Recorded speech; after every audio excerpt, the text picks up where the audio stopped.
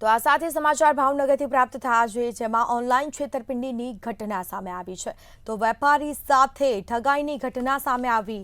વેપારી સાથે ઓનલાઈન ઠગાઈ કરવામાં આવી છે। તો ભાવનગરથી આ સમાચાર પ્રાપ્ત થયા, જેમાં વેપારી સાથે સાયબર ગઠિયાઓએ છેતરપિંડી કરી છે।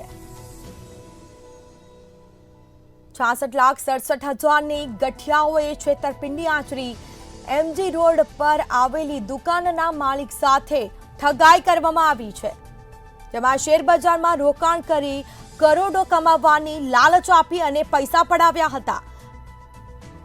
સમગ્ર મામલે તપાસ કરવામાં આવશે। સાયબર પોલીસે ગુનો દાખલ કરી તપાસનો ધમધમાટ શરૂ કર્યો છે।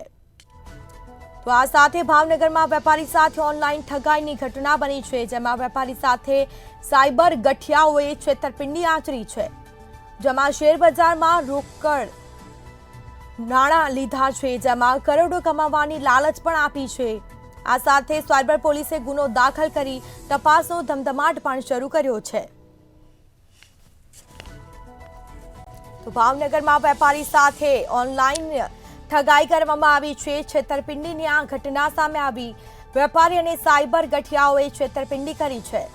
તો દિવસે ને દિવસે સાયબર ફ્રોડના કિસ્સામાં સતત વધારો જોવા મળી રહ્યો છે। શેરબજારમાં કરોડો કમાવાની લાલચ આપી અને પૈસા પડાવ્યા હતા।